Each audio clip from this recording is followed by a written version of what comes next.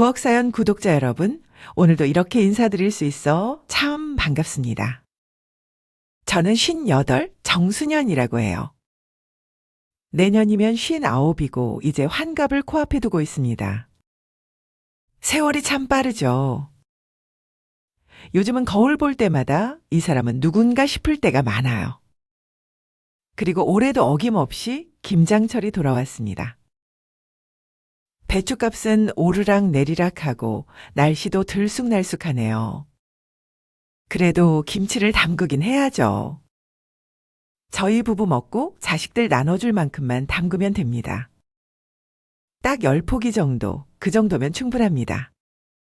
사실 김장철에 이렇게 여유를 부릴 수 있게 된 지 얼마 안 됐어요.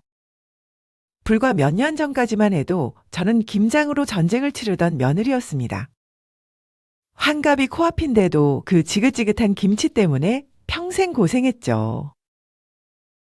시어머니는 이제 90을 바라보십니다. 아직도 무척 정정하세요. 그런데 김치와 제사에 대한 집착은 여전하십니다. 정말 유별나셨어요. 저도 김치를 잘 먹기는 합니다. 그런데 시어머니의 김장은 노동도 그런 노동이 없었어요. 온 가족을 모두 불러들여서 200포기씩 담가야 속이 시원하셨죠. 그건 그냥 김장이 아니라 며느리라는 공짜 노동력을 무제한으로 사용하는 막노동이었습니다.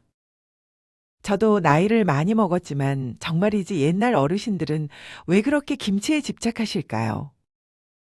저도 김치가 참 소중한 음식이라는 건 인정하지만 가족을 위한 김치가 오히려 가족을 괴롭힌다면 그게 다 무슨 소용인 걸까요? 시어머니는 늘 말씀하셨습니다.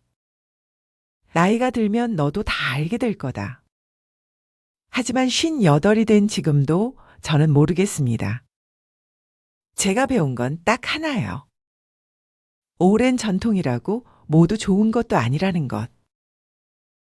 때로는 모두를 위해서 사라져야 할 전통도 있다는 것이죠. 더 기가 막힌 건 남편이었어요. 어머니 김치에는 젓가락도 잘 안 되는 사람이 제가 죽을 고생을 하며 김치를 담그면 김장은 별것도 아니라는 말투로 이렇게 이야기했죠. 뭐가 그렇게 힘들다고 그래? 어차피 하는 김장 조금 더 많이 한다고 긍정적으로 생각하면 되지, 긍정적으로. 어머니 나이가 몇인데 하면 앞으로 얼마나 하겠나? 노인네 비위 좀 맞춰드려. 그 비위를 맞추느라 제 손목과 허리가 다 나간 건 안 보이나 봅니다. 남편이 아니라 남의 편이라는 말이 괜히 있는 게 아니더라고요. 지난 30년 동안 저도 참을 만큼 참았습니다. 이 지긋지긋한 굴레를 꼭 끝내야겠다고 매년 다짐하면서도 실제로 그 짓을 진짜 끊어내기까지 여정은 그리 쉽지 않았어요. 오늘 제 이야기를 찬찬히 들어보시고 저와 비슷한 경험이 있는 분들은 어떻게 하셨는지 꼭 알려주세요.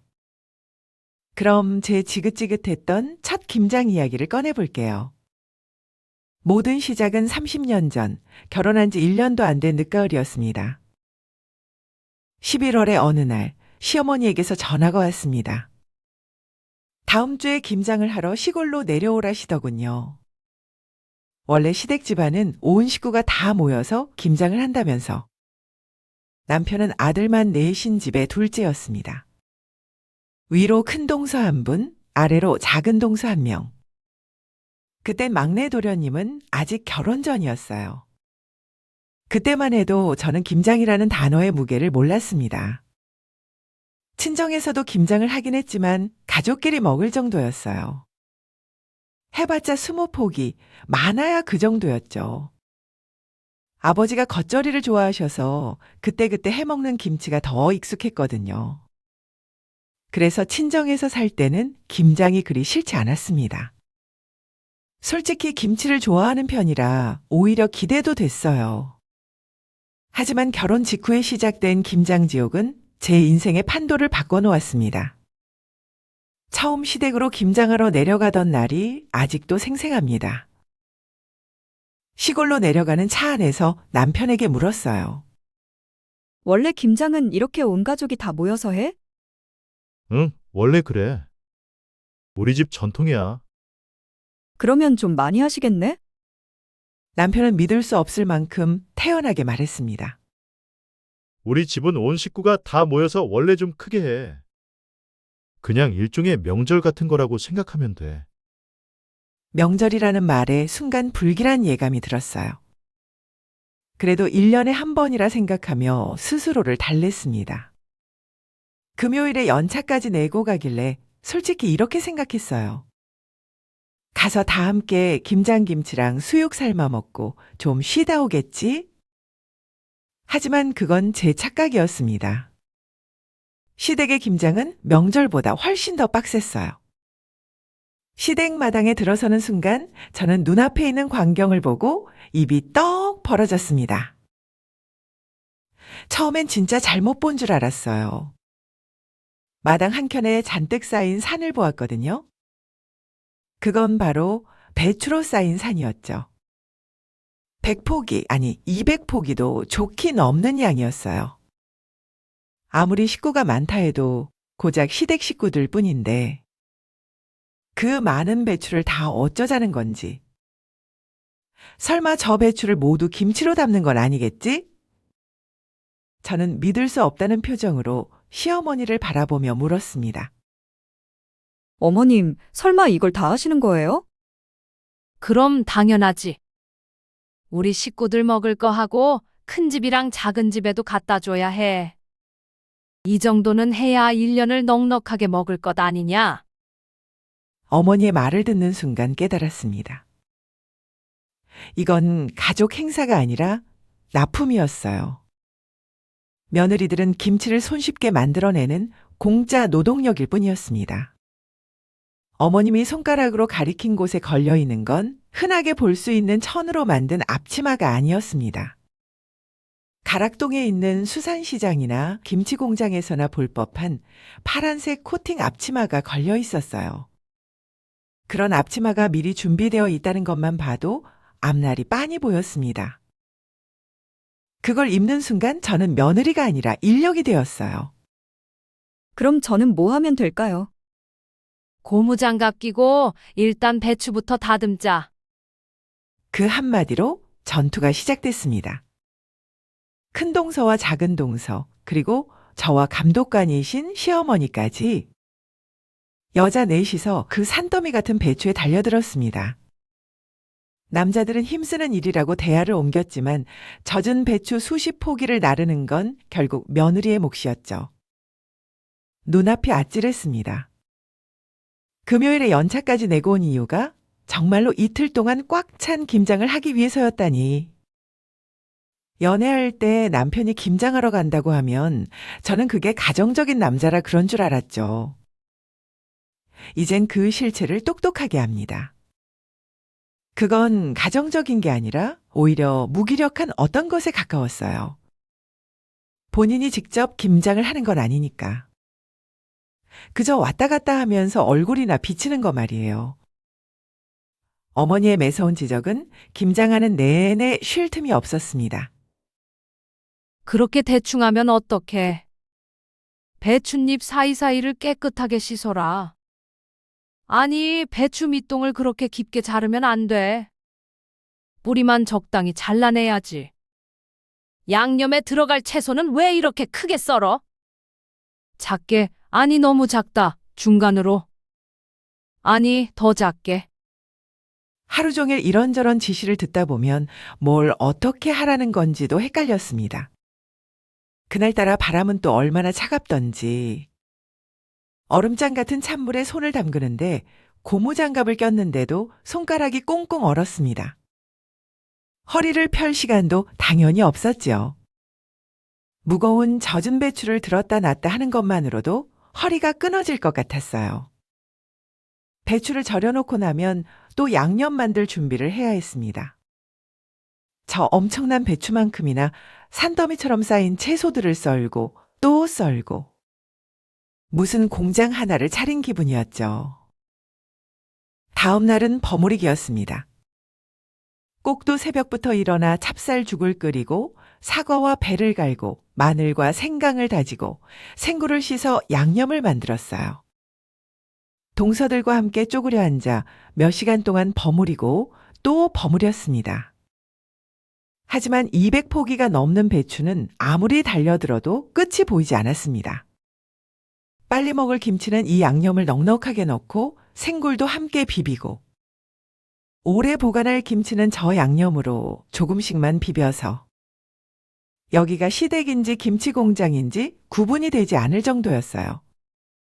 담은 김치 절반은 김치통으로, 나머지는 마당 한쪽의 장독대로 옮겨 담았습니다. 저는 시댁의 그 많은 장독대가 설마 다 쓰일 거라고는 생각하지 않았었어요. 그런데 아니더군요.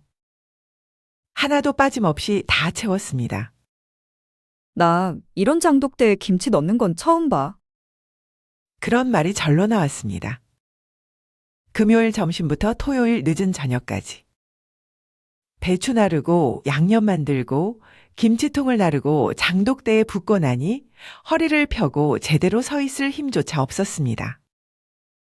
김장이 끝나자 작은 집과 큰 집 식구들이 차례로 얼굴을 비쳤습니다. 고생했다고 인사를 하며 슬그머니 김치통 6개씩 들고 가는 겁니다. 장독대에 있는 것도 나중에 가져가겠다고 하시더군요. 토요일 밤엔 술판이 벌어졌습니다.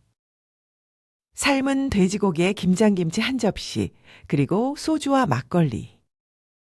며느리들은 먹을 기운도 없이 이미 넉다운이었습니다. 남자들만 그저 신나게 김장김치의 수육을 즐겼죠. 다들 웃고 떠드는 사이 저는 어떻게 잠이 들었는지도 모르게 까무룩 잠들었어요. 다음 날 아침 어머니는 일찍부터 아침을 준비하라며 며느리들을 흔들어 깨우더군요. 아침밥상에는 어제 술 마신 아들들을 위한 해장국 그리고 김장김치가 올라왔죠. 김씨 집안 1년치 김치 마련하기 노동은 그런 코스로 매년 반복되는 일이었습니다. 집에 돌아가려는 저희 부부에게 시어머니가 김치통 5개를 내밀었습니다. 남편과 저 둘뿐인데 말이죠. 그때는 김치 냉장고도 없던 시절이었어요. 특히나 저희 집은 냉장고도 크지 않았고요. 게다가 어머님은 아들이 김치를 안 좋아하는 걸 알고 계셨습니다. 김치 좀 가져가야지. 이 정도면 내년 봄까지는 충분히 먹을 거다.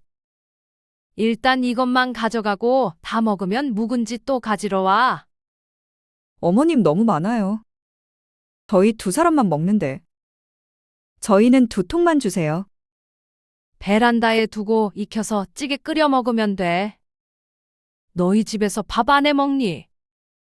혹시 너도 김치 안 먹냐? 그건 아니긴 한데. 정말 조금만 있으면 돼요. 저는 어머니께 사정사정해서 결국 3통을 받아들었습니다. 그걸 다 먹을 생각을 하니 눈앞이 캄캄했어요. 김치통을 차에 싣자마자 도망치듯 시댁을 빠져나왔습니다. 집으로 돌아온 저는 일요일 내내 몸져 누웠어요. 팔은 위로 들리지도 않았고 허리는 끊어진 것 같았습니다. 그런데 남편은 멀쩡했습니다. 당연히 그럴 수밖에요.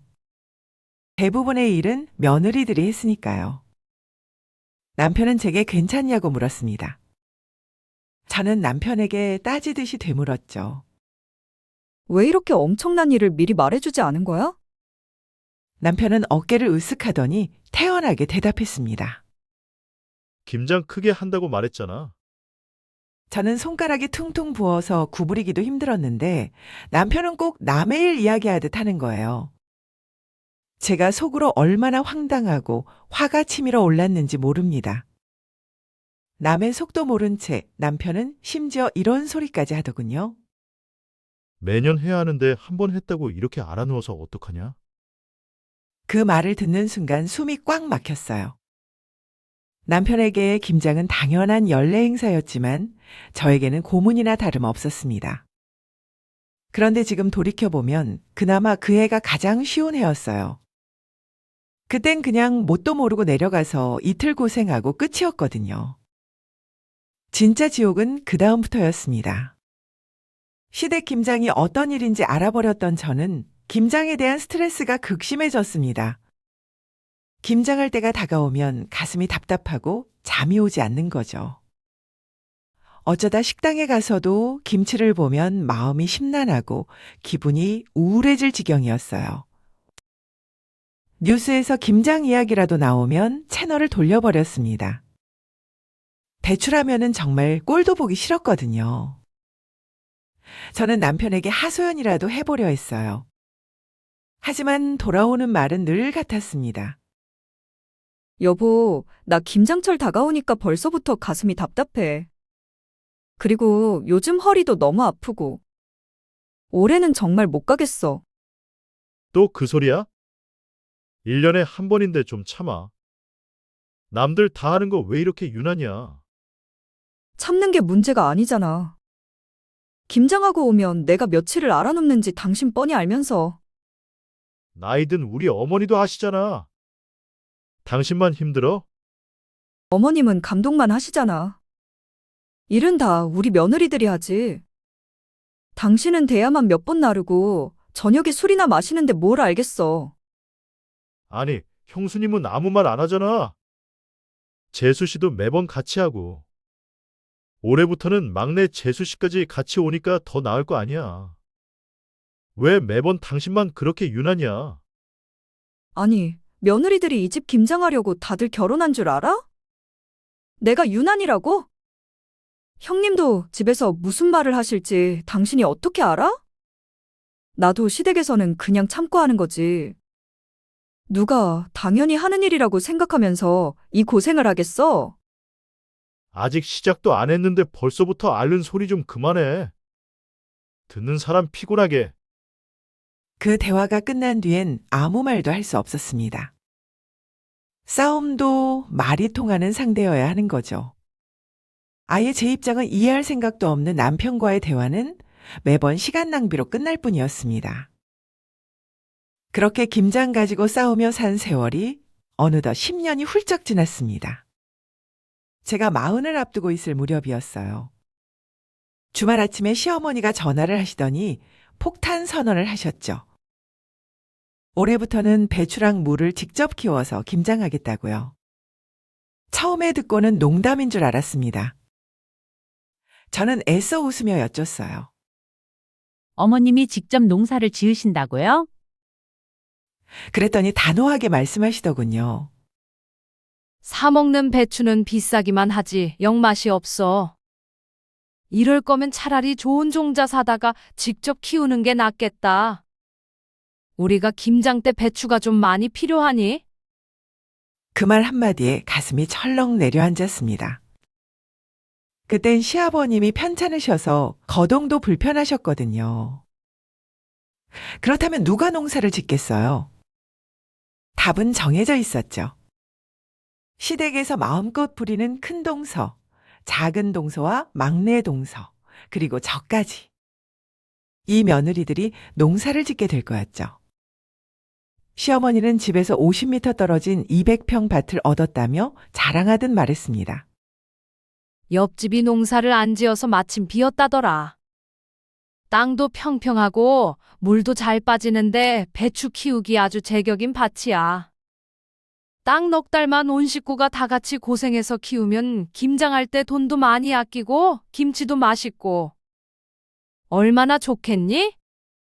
그 말을 듣는 순간 머릿속이 하얘졌습니다. 배추 농사까지 직접 지어서 김장한다니. 그건 전통이 아니라 조선시대로의 획이었어요. 저는 농사라곤 화분 하나도 키워본 적 없는데 말이죠. 어머니는 매번 저희에게 시댁 김치는 공짜로 얻어먹는 김치라고 말씀하셨어요. 그러니 다들 모여 일손을 보태야 한다고 말이죠. 그 말이 제일 얄미웠습니다. 남편이 매년 어머니께 김장 비용을 전달하는 걸 뻔히 알고 있었거든요.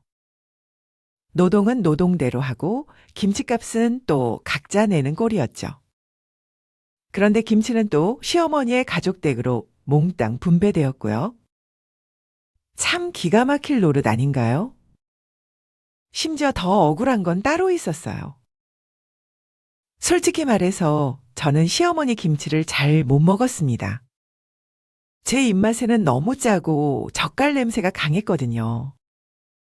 효자 아들이라는 제 남편조차 그 김치는 잘 안 먹었습니다. 그래도 자기 어머니 앞에서는 늘 김치가 맛있다고 잘 먹는다는 소리를 해댔죠. 사실 제가 친정에서 먹던 김치는 삼삼하고 깔끔했거든요.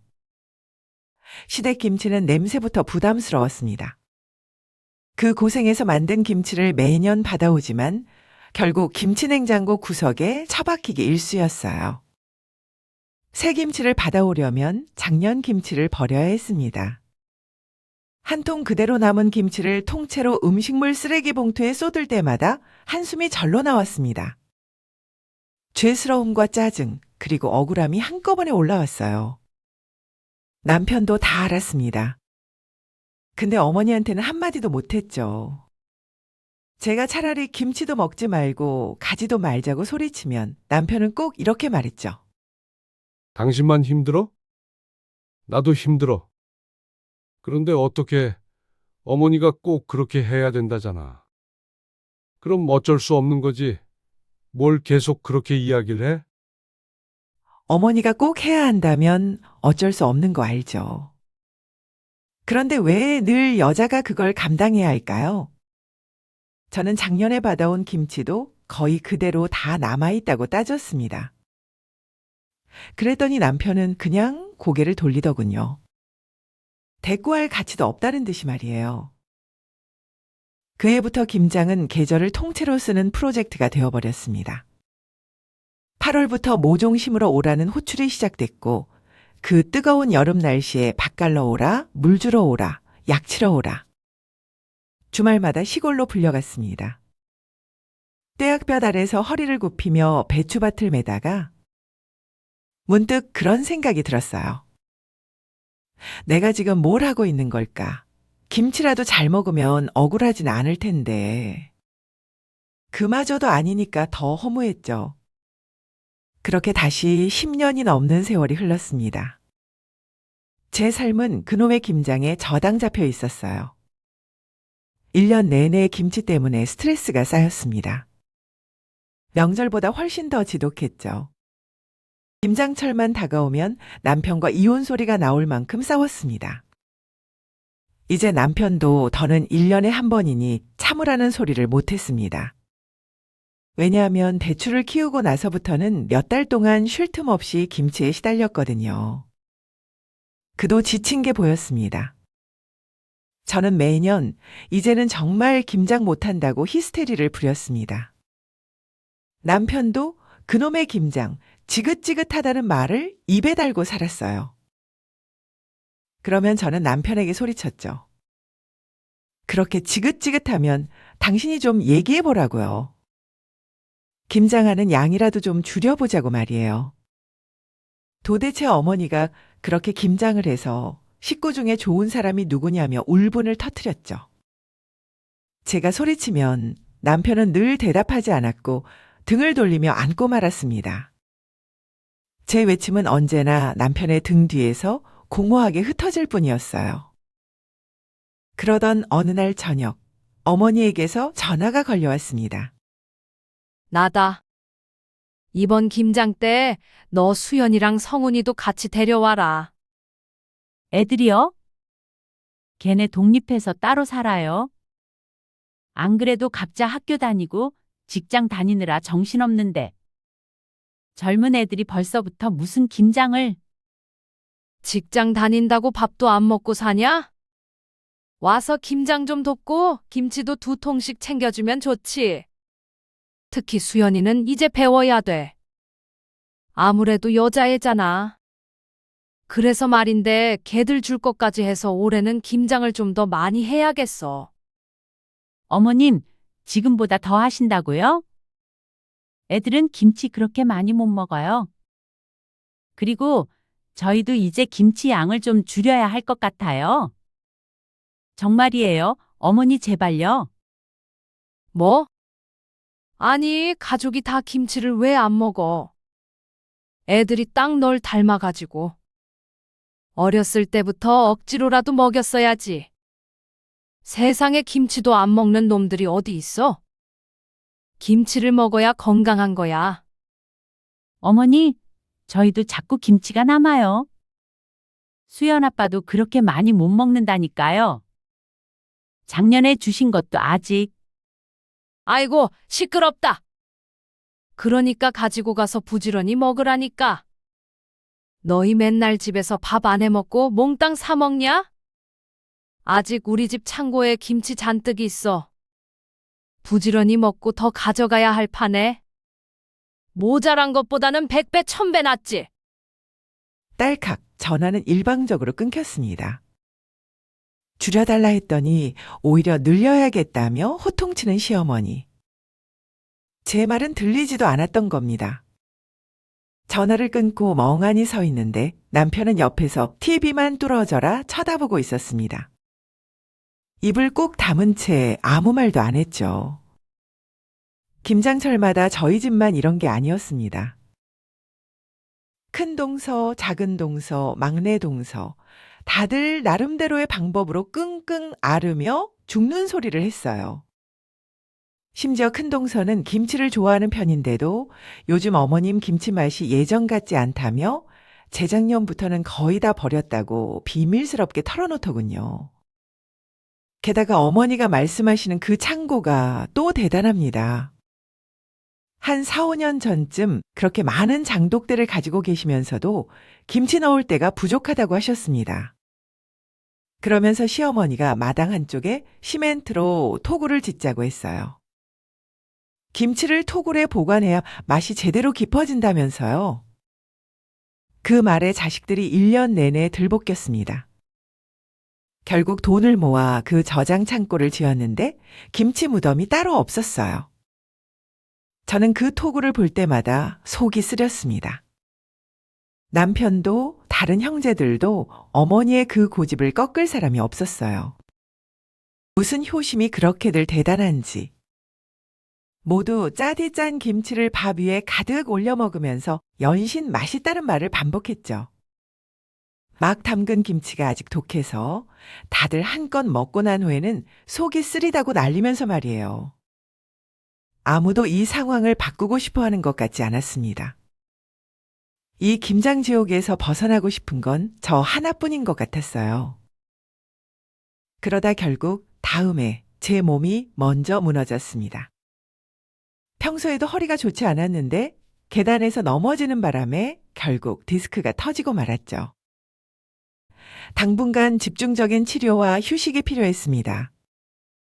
복대를 차고 다녀야 했고 꾸준히 물리치료를 받아야 했어요. 집안일도 하기 힘들 정도였습니다. 그런데 솔직히 말하면 잘 됐다는 생각도 들었습니다. 시댁으로 배추 농사 한번 다녀오면 허리 통증이야 늘 달고 살았으니까요. 디스크가 터져서 허리가 아프나 하루 종일 밭일해서 허리가 아프나 그 통증의 정도는 비슷하다고 느꼈거든요. 이참에 강제로라도 쉴 수 있겠다고 생각했습니다. 남편은 그 뒤로 매주 주말마다 혼자 시골에 내려갔어요. 그래, 여름 떼약볕에 농사일이라도 빠진 게 어디냐 싶었죠. 하지만 김장만큼은 피할 수 없었습니다. 김장철이 다가오자 남편은 제 눈치를 살피며 넌지시 말했습니다. 이번 김장 때는 저도 가야 한다고요. 아니, 허리에 복대 차고 물리치료 다니는 사람한테 김장을 하라니. 기가 딱 막혀 말이 나오지 않더군요. 저는 올해 당연히 쉴 거라 생각했어요. 그건 선택의 문제가 아니라 어쩔 수 없이 해야만 하는 일이었습니다. 제가 지금 장난하는 거냐고 목소리를 높였어요.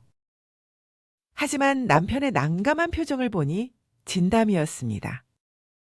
그는 어머니가 무거운 것만 안 들면 된다고 하셨다며 말끝을 흐렸습니다.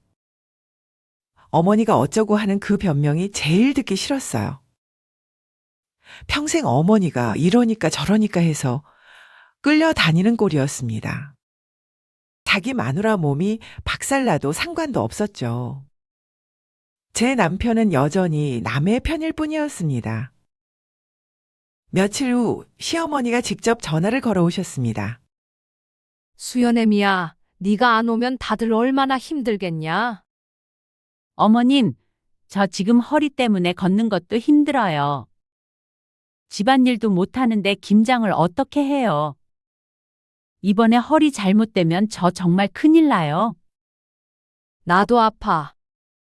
나이가 70이 넘었는데 늙은 몸뚱이가 말을 듣겠어? 그래도 어쩌냐? 온 가족이 1년 내내 먹는 건데. 당연히 해야지.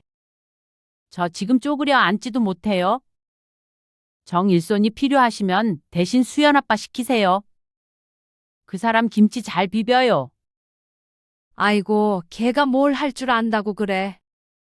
김치 맛만 버리지. 너 쪼그려 앉는 게 정 힘들면 서서 해도 되잖아. 그 말을 듣는데 속이 부글부글 끓었습니다.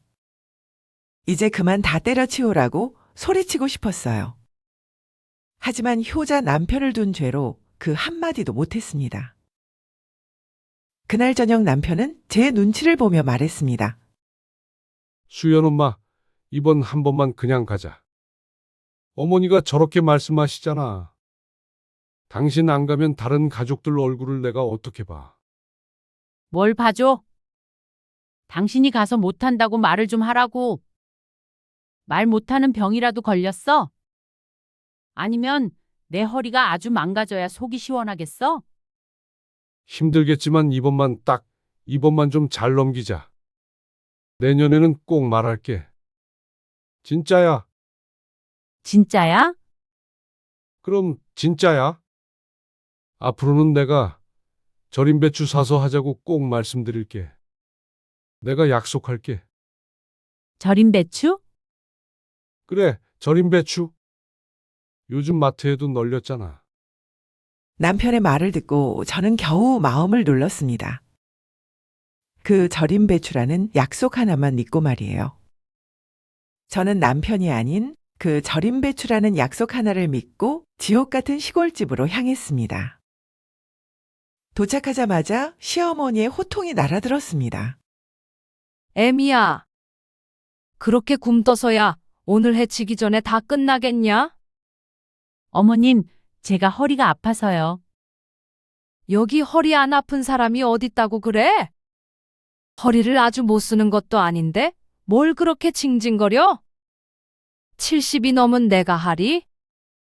시어머니는 이른을 넘기신 후 김장에 전혀 일손을 보태지 않았습니다. 그저 며느리들 다 보이는 마루에 앉아서 이거 해라 저거 해라 호통만 쳤죠. 몸은 안 움직이지만 입은 여전히 대단했죠. 배추잎 사이사이 제대로 씻어야지. 작은 애야, 창고 가서 굵은 소금 좀 더 퍼와라. 하루 종일 명령이 쏟아졌습니다. 역시나 허리가 아픈 며느리에 대한 배려는 눈꼽만큼도 없었어요. 남편은 내 얼굴이 울그락불그락해지는 걸 보면서도 그저 옆에서 눈치만 봤습니다. 다음날 양념을 만들던 큰 동서가 조심스럽게 입을 열었습니다. 어머님, 여기 젓갈 좀 더 넣어야 할 것 같아요. 그리고 배추가 조금 싱겁게 절여진 것 같기도 하고요. 순간 공기가 싸늘해졌습니다. 시어머니는 김치를 한 입 맛보더니 단호하게 말했습니다. 하던 그대로 했는데 뭐가 문제야? 맛만 좋구만. 주변에서 다들 김치 좀 달라고 얼마나 난리들인데. 이 동네에서 우리 집만큼 김장하는 집이 있을 것 같아? 허튼 소리 말고 내가 시키는 대로만 해. 시골 동네에서 시댁은 김장 대단하게 하는 집으로 소문이 자자했습니다. 어머니는 은근히 그런 평판을 즐기고 있었죠. 그놈의 주변 사람들, 그놈의 평판. 이 동네에서 나만큼 며느리 부릴 수 있는 사람 있으면 나와봐라. 우리 집은 군기가 제대로 잡혔다. 뭐 그런 거겠죠. 결국 이 생고생은 저희 가족이 먹을 김치를 위한 것이 아니었어요. 어머니가 남들에게 나눠주며 아직까지 자신의 건재함을 자랑하려고 만드는 일종의 트로피였던 겁니다. 그래서 죽어나는 건 늘 우리 며느리들이었죠. 그날도 내 허리보다 더 아픈 건 자존심이었습니다. 제 몸이 아무리 망가져도 이 집에 절대로 김장은 멈추지 않았어요. 저는 이 집의 가족이라기보다는 그저 집안을 위해 일하는 존재일 뿐이었으니까요. 그날 저녁 지옥 같은 김장이 끝나고 돼지고기를 삶아 먹을 때였죠. 하루 종일 김치국물에 절여져 있던 우리 넷, 큰 동서와 작은 동서, 막내 동서, 그리고 저는 말없이 상 앞에 앉아 고기를 씹고 있었어요. 그때 큰 동서가 슬쩍 제 옆으로 다가오더니 목소리를 낮췄습니다. 저는 원래 시댁김치를 싫어해서 잘 몰랐는데 큰 동서는 김치 맛이 달라지는 걸 느꼈던 모양이에요. 동서, 솔직히 말이야, 김치 맛이 좀 이상하지 않아? 그러자 작은 동서가 순진하게 한마디를 보탰습니다. 형님도 느끼셨어요? 작년부터는 특히 심해요. 저는 아예 작년김치는 식탁에 꺼내지도 않았다니까요. 그 말에 큰 동서가 깜짝 놀라며 손을 내저었습니다. 쉿, 목소리 좀 낮춰. 어머님 들으시면 어쩌려고. 하지만 이미 저와 작은 동서의 눈빛은 맞아 있었습니다. 일시적으로 맛이 다르다는 뜻이 아니라 이제는 더 이상 김치 맛이 없다는 의미였죠. 작은 동서가 조심스레 말했습니다. 아무래도 연세가 있으시니까. 보통 그때 되면 입맛이 좀 둔해지잖아요. 김치가 갈수록 짜서 이제는 찌개 해먹기도 힘들어요. 아예 양념을 씻어내고 끓여봤는데 그래도 별로 맛이 없더라고요. 막내 동서는 그 말을 들으며 연신 고개를 끄덕였습니다. 큰 동서도 한숨을 내쉬었어요. 행여나 어머님 귀에 그런 말 들어가게 하지 마. 올해도 이미 200폭이나 담갔는데 어쩌겠어? 그냥 억지로라도 먹을 수밖에 없지. 그 소리에 저는 무심코 마음속에 있던 말이 새어나왔습니다. 이제는 좀 사 먹으면 안 되나? 저의 속마음을 들은 큰 동서가 피식 웃으며 말했습니다. 누가 아니래. 근데 어쩌겠어. 저게 어머님 유일한 낙인데. 나이 50에 이게 뭐 하는 짓인지 모르겠어요. 며칠 전엔 남편이랑 싸우고 말도 안 해요. 한숨을 크게 쉬며 큰 동서가 젓가락을 내려놓고 말했습니다. 그래도 우리끼리 배신은 하지 말자. 웃으며 하는 그 말은 농담처럼 들렸지만 그 속에는 진심이 담겨 있다는 걸 저희 모두 알았습니다. 배신이라니 그 한마디가 유난히 무겁게 느껴졌어요. 아내는 허리가 쑤셔 잠도 제대로 못 자는데 중노동은 나 몰라라 하는 남편. 그리고 아무렇지도 않게 며느리들에게 희생을 강요하는 시어머니. 이 답답한 상황에 억울함이 목구멍을 타고 넘어왔습니다. 다음날 맛도 없는 김치를 억지로 웃으며 먹고 있는 가족의 모습이 거대한 코미디처럼 보였어요.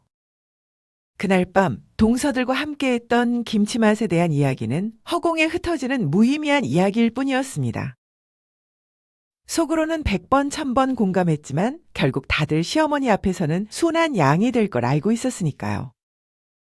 그리고 다음에 저에게 진짜 허무함을 안겨준 건 동서들이 아니라 남편이었습니다. 앞으로 김장은 절임 배추로 하자고 말하겠다며 디스크로 제대로 앉지도 못하는 저를 기어이 시골집에 끌고 갔던 남편. 올해는 무슨 일이 있어도 꼭 말씀드리겠다고 약속했던 그 사람이었죠. 하지만 또다시 시어머니에게 배추 모종심으로 오라는 전화를 받았고 저는 남편에게 따져 물었습니다. 당신 절임 배추 쓴다고 약속했잖아. 그게 어머니가 절인 배추는 비싸고 맛도 없다고 그러시잖아. 가격 보니까 너무 비싸긴 하더라고. 김장이 아니라 금장이야, 금장. 비싸다고? 그럼 내 노동력은 공짜야? 배추 절이느라 며느리들 며칠씩 내려가서 일하는 건? 그거 시급으로 따지면 그게 더 비싸겠다. 그리고 김장하다 병원 치료비가 더 나오게 생겼어. 그게 다 정성이잖아. 평생 그렇게 해오셨는데 어떻게 하루아침에 바꿔. 그놈의 정성, 그놈의 어쩔 수 없다는 소리가 또 나왔습니다. 너무 어이가 없어 눈물이 다 고였어요. 어머니의 친아들인 남편조차 먹지도 않는 그 김치. 지긋지긋하다며 학을 떼는 그 김장. 그런데 왜 나만, 왜 며느리인 나만 이 집안의 못된 사람으로 남아야 하는 걸까요? 남편은 또 시작이냐는 피곤한 표정으로 고개를 저으며 제 눈을 피했습니다. 정성?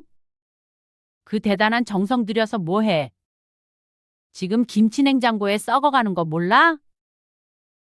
이 사람 참. 어쨌든 어머니한테 또 절임 배추 얘기 꺼내지 마. 괜히 말했다가 노발대발 하시니까.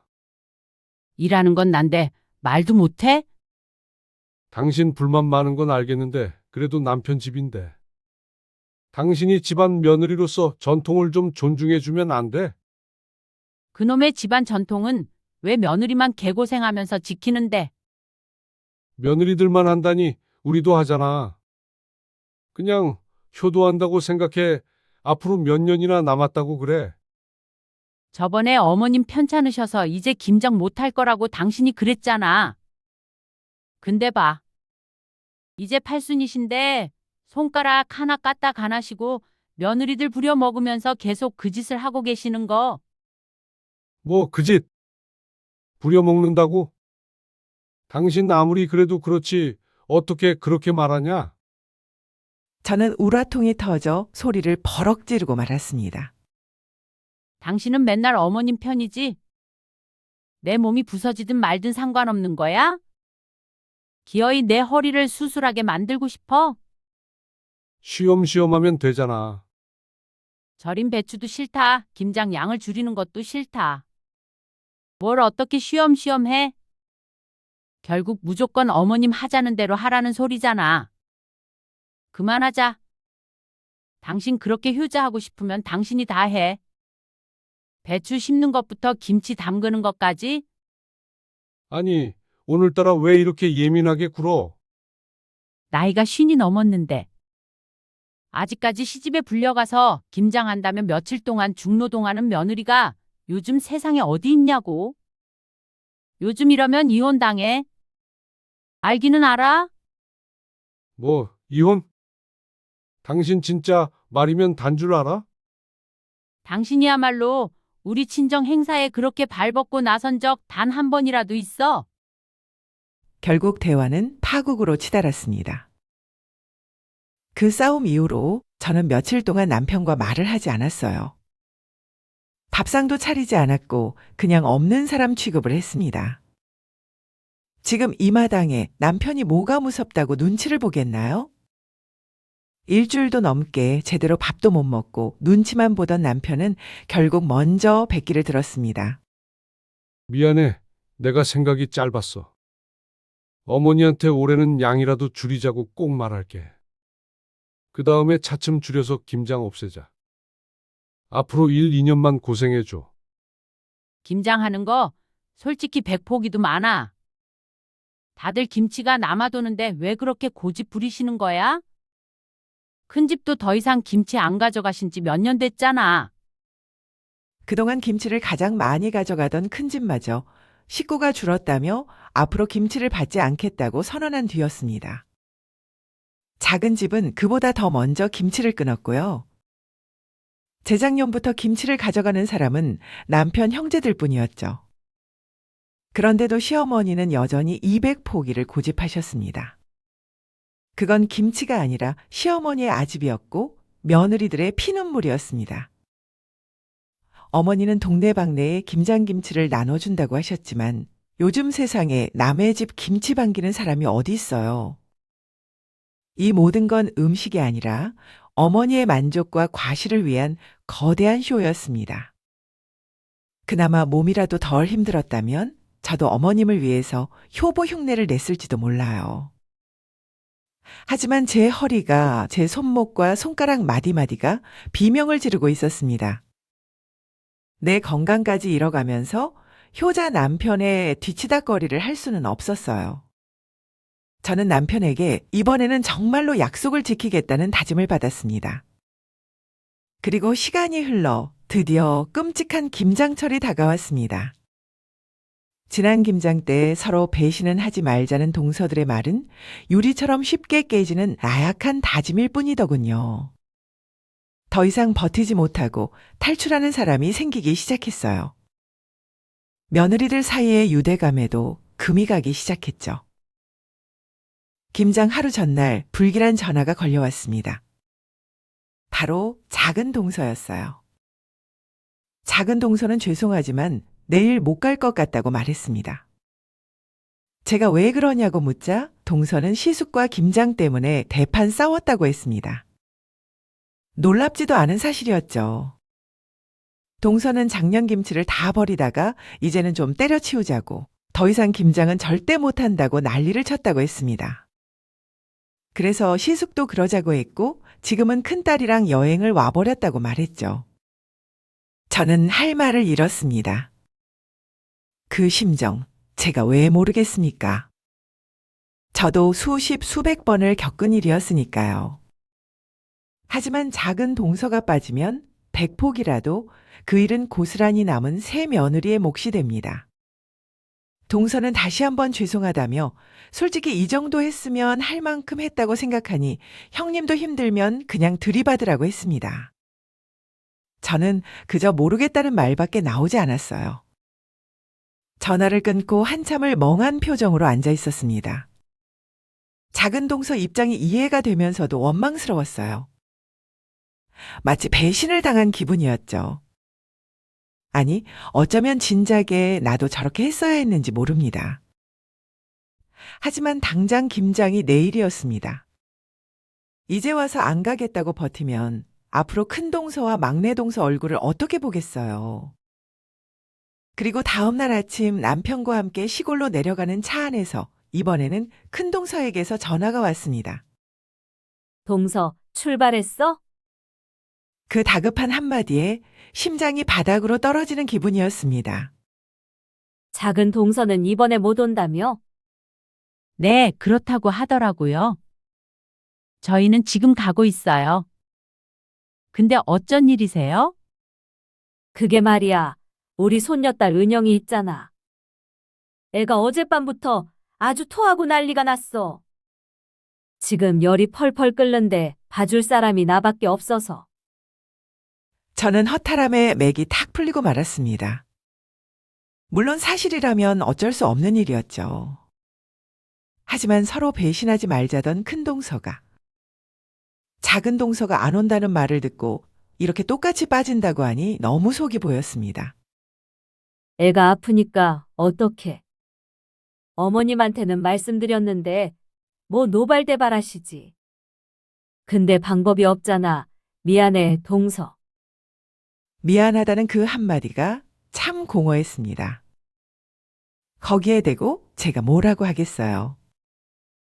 어쩔 수 없이 알겠다고 대답했습니다.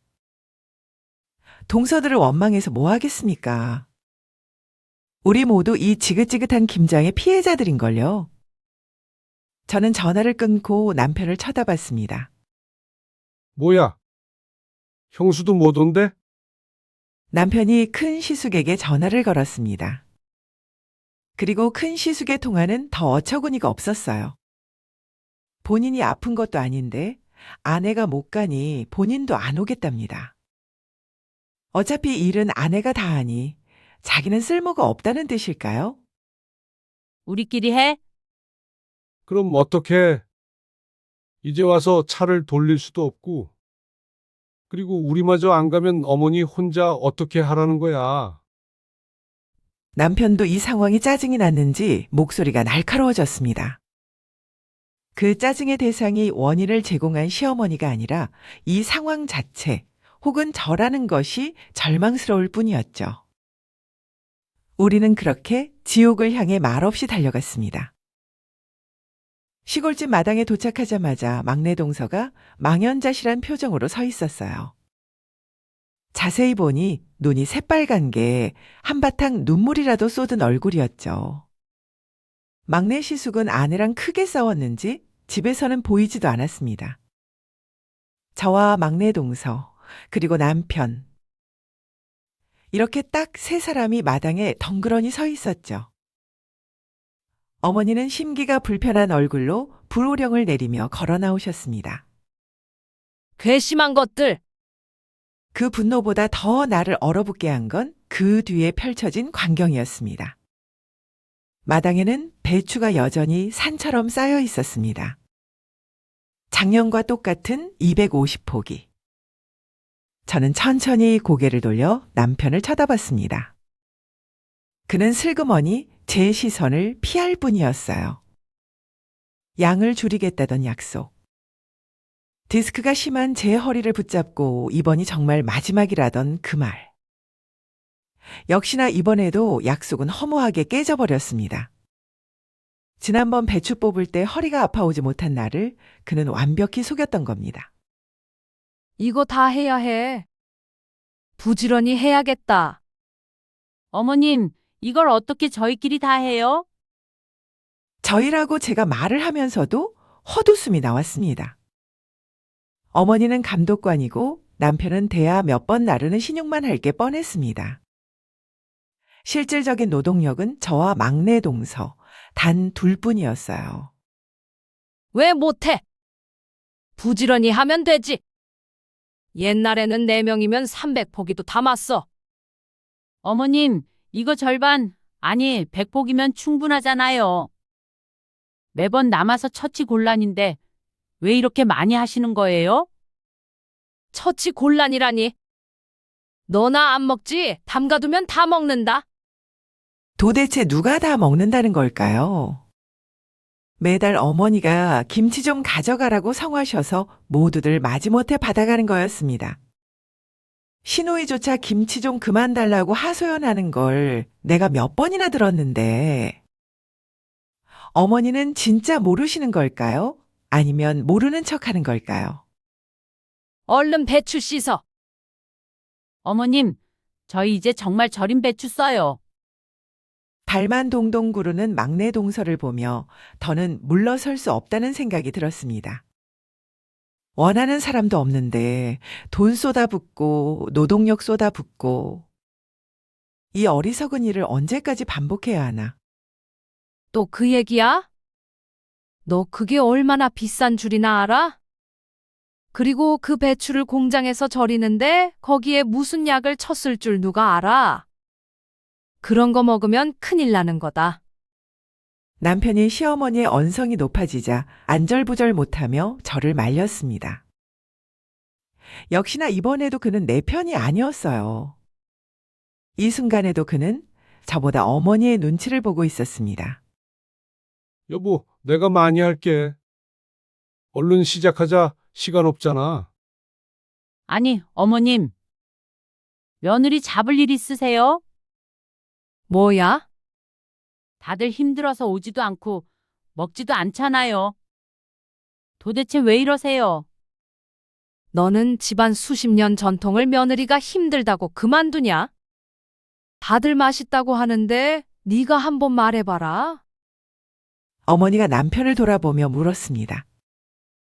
남편은 제 얼굴과 어머니 얼굴을 번갈아 보며 우물쭈물했습니다. 김치를 잘 안 먹긴 하는데. 그 한마디에 시어머니가 도끼 눈을 떴습니다. 네가 그렇게 말하라고 시켰냐? 김치 안 먹는 집이 세상에 어디 있어? 그래서 기어이 내가 우리 집 전통을 말아먹어야 속이 시원해. 다들 조용히 하고 내가 시키는 대로 잘하기나 해. 나는 아주 죽을 때까지 끝까지 할 거니까. 고래고래 지르는 소리가 시골 마당을 울렸습니다. 만약에 김장을 못하게 된다면 다 너 때문이야. 내가 그런다고 김장을 안 할 줄 알아? 다들 맛있다고 하는데 왜 너만 난리야?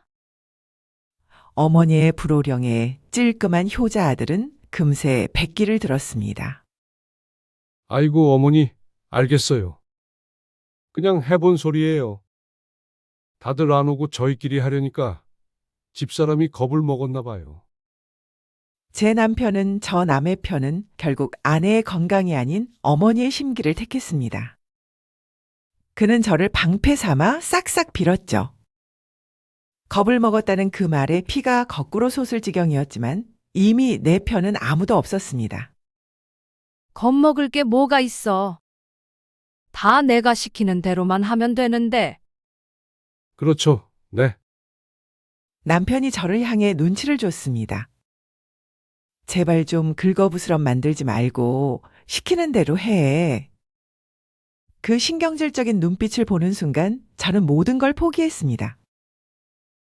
큰 동서와 작은 동서에게 전화가 왔을 때 남편과 싸우는 한이 있더라도 나도 못 가겠다고 버텼어야 했나? 그럼 막내 동서는 혼자 있었을까? 그 생각을 하니 또 눈앞이 깜깜해지는 것 같았어요. 저까지 그냥 안 오는 건 사람으로서는 못할 짓이었죠. 마음속에 점점 더 도끼가 올랐습니다. 지금 이 김장을 못하겠다고 엎어버리면 이 집안의 잘난 전통을 말아먹은 것도 정성 가득한 김장을 망친 것도 전부 다 못된 며느리인 제 탓이 되는 거였습니다. 아이고, 해지겠다. 빨리빨리 못해? 어머니의 목소리가 마당을 울렸어요. 결국 막내 동서마저 제 옷소매를 붙잡았습니다. 형님, 저도 같이 있잖아요. 얼른 그냥 해요. 알았어요. 해요, 해. 저는 입술을 깨물었습니다. 이런 남편을 믿고 사느니 차라리 직접 이 고난을 끝내야겠다고 생각했어요. 이대로 질질 끌려다니다가는 내년에도, 내후년에도, 예순이 넘어서도 저는 이 마당에서 배추를 씻고 있을 것입니다. 지금까지 해왔던 것처럼 그냥 김장을 하면 또 남편과 싸우고 제발 몇 년만 더 고생해달라는 그 지긋지긋한 말에 다시 넘어가겠죠. 그 전에 제 허리가 먼저 부서질 일이었습니다. 그래서 저는 마음을 독하게 먹었습니다. 올해로 이 김장을 끝내겠다고요. 단 며느리에 의해서가 아니라 시어머니의 비법에 의해서 끝나야 했습니다. 그래야 자식 탓을 하며 미련을 두지 않을 테니까요. 그 순간부터 저와 막내 동서는 부지런히 움직였습니다. 허리가 끊어지는 한이 있더라도 이 김장은 기필코 내 손으로 끝내리라. 그나마 막내 동서라도 있어서 천만다행이었어요. 그 한 사람이라도 없었다면 저는 이 마당에서 쓰러지고 말았을 것입니다. 그런 제 속을 아는지 모르는지 시어머니는 또 한마디를 보탰습니다. 허리 아프다더니 잘만 움직이는구만. 저런 게 다 꾀병이야. 그 말에 귀가 시뻘개질 만큼 화가 났지만 저는 아무 말도 하지 않았습니다. 남편은 역시나 할 줄 아는 게 없었습니다. 기본적인 배추 씻는 것 하나도 제대로 못했죠. 배추를 씻는 데만도 종일이 걸렸고 야채를 다 다듬었을 땐 이미 늦은 밤이었습니다. 그리고 다음 날 드디어 양념을 만들 때가 왔습니다. 시어머니는 팔짱을 끼고 저와 막내 동서 옆을 오가며 이것저것 지시했습니다. 멸치 액젓 좀 넣고. 딱 내가 넣으라는 만큼만 넣어. 네, 어머님. 대파 좀 더 넣어라. 그래야 시원해. 네. 저는 그 어느 때보다 고분고분하게 대답했습니다. 남편은 뭐가 뭔지 몰라 방에 들어가 있으라고 했죠. 어머니가 잠깐 배추를 살피러 고개를 돌린 틈을 타 저는 계획을 실행했습니다. 옆에 있던 굵은 소금자루에 두 손을 푹 담갔습니다. 막내 동서가 눈을 동그랗게 뜨고 제 얼굴을 바라봤어요. 저는 눈짓으로 조용히 있으라는 신호를 보냈습니다. 막내 동서도 뭔가 느낀 듯 고개를 크게 끄덕였죠. 그리고 저보다 더 신명나게 손을 놀리기 시작했습니다. 우리는 굵은 소금 한 움큼을 양념에 쏟아붓고 얼른 버무렸습니다. 어머니가 다시 돌아봤을 때 막내 동서는 아무 일도 없다는 듯 양념을 젓고 있었어요. 새우젓 넣을게요. 이만큼 넣으면 되죠? 그래. 그거보다 더 넣으면 너무 짜. 저는 정량만큼 새우젓을 넣은 뒤 시어머니가 고개를 돌리는 찰나의 순간 그보다 2배를 더 부었습니다. 막내 동서가 재빠르게 제 몸을 가려 시선을 막아주었죠. 저는 손에 잡히는 멸치 액젓을 듬뿍 쏟아부었어요. 막내 동서도 넉넉하게 준비해뒀던 생강을 있는 대로 다 때려 넣었습니다. 저와 막내 동서는 서로 번갈아가며 눈에 보이는 재료를 인정사정 없이 듬뿍 넣었어요. 겉으로 보기엔 그저 윤기 나는 붉은 양념이었지만 그 속은 짠맛의 폭탄이었습니다. 먹을 걸 가지고 장난치면 천벌을 받는다는 그 말이 스치긴 했지만 지금은 그런 걸 따질 처지가 아니었습니다. 그런 양심을 지키려다간 제가 먼저 허리가 부러져 죽을 판이었으니까요. 김장이 완성됐을 때 저는 허리가 끊어지는 듯 아팠지만 동시에 묘한 해방감을 느꼈습니다. 드디어 저와 막내 동서는 모든 것을 끝냈어요. 어머니가 양념에 버무려진 김치를 조금 뜯어 입에 넣었습니다. 심장이 콩닥콩닥 뛰었죠. 조마조마하게 지켜보는데 어머니가 고개를 조금 갸웃거리더니 양념에 손가락을 찍어 다시 입으로 가져갔습니다. 간 봤냐? 왜요? 이상해요? 저희는 어머님이 하라고 하신 대로 했는데요. 그래? 그럼 이상할 리가 있냐? 조금 간이 센 것 같긴 한데 원래 이래야 맛있어. 네. 이거 올라가는 길에 시숙들 집에도 저희가 다 전달할게요. 오지도 않은 것들 뭐가 예쁘다고 줘. 그래도 다들 어머님 김치 잘 먹는다고 하셨잖아요. 집으로 돌아오는 차 안에서 남편이 고생했다는 말을 했지만 저는 대답하지 않았습니다. 저는 형님 댁과 동생 댁에도 들러 시어머니의 역작을 배달했습니다. 다들 미안해하면서도 김치통을 받는 표정은 이건 또 왜 갖고 왔냐는 얼굴이었죠. 며칠 뒤 집안이 발칵 뒤집혔습니다. 큰동서에게서 전화가 왔습니다. 동서, 김치에 도대체 뭘 넣은 거야? 뭐가요? 저는 그냥 어머님이 시키시는 대로 했는데요. 어머님은 맛있다고 하시던데. 왜요? 이상해요? 이상한 정도가 아니야. 내가 전에 그랬지. 어머님 김치 맛 이상해지는 것 같다고. 어머님 입맛이 정말 끝났나 봐. 애 아빠도 갖다 버리라고 난리야. 아까 어머님한테 전화해서 이젠 제발 김장하지 말라고 그러더라. 어머, 정말요? 작은 동서에게도 고모님에게도 전화가 왔습니다. 모두들 반응은 똑같았어요. 어머님 입맛이 완전히 갔다며 이런 김치를 어떻게 먹느냐는 것이었죠.